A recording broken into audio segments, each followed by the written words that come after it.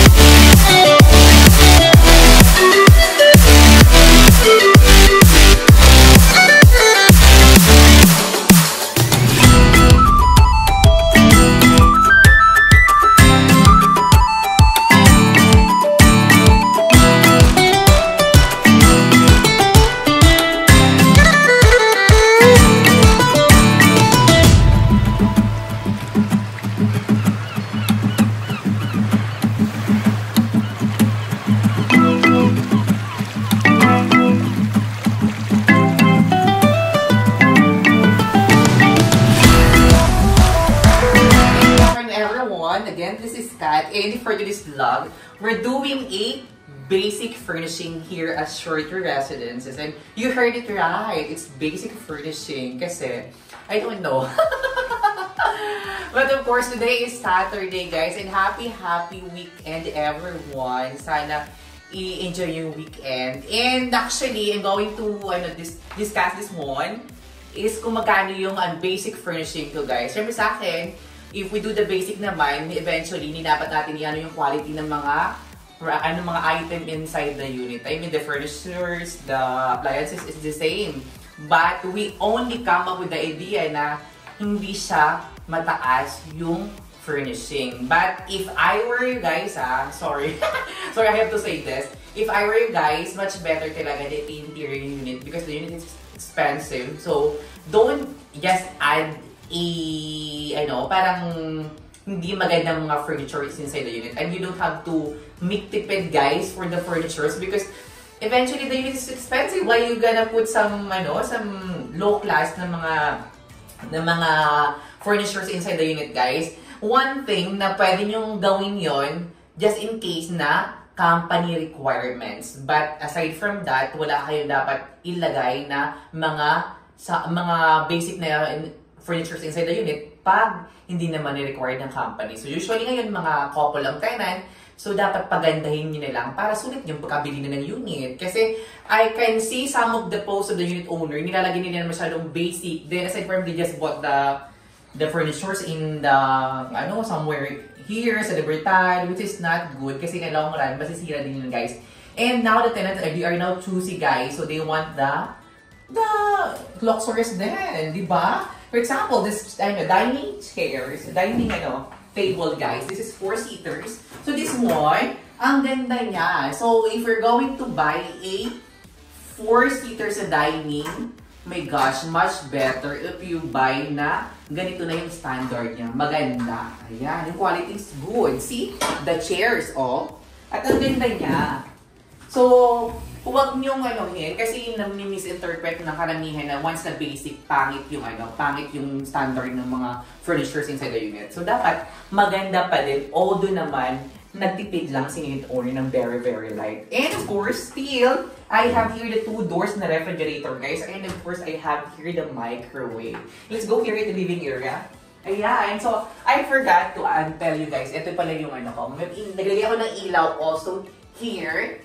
So, ang ganda niya tingnan kasi may mga ilaw tayo aside from basic na furnitures. And I have here the gloss pa. Ayan. Thank you so much, unit owner. And actually, she loved the furnitures here kasi pinakita ko na sa kanya lately. Now, I have here the French mirror. Much better talaga if you add something in the wall. Kasi the unit itself is masyado siyang pale, masyado siyang boring. So, you have to add something in a wall. So, for this one, this will make your unit more space. I mean, nakaka-illusion siya na mas malaki yung unit mo once you have the mirror here. Ayan. So, since this one's Family Suites B, I have here the chandelier.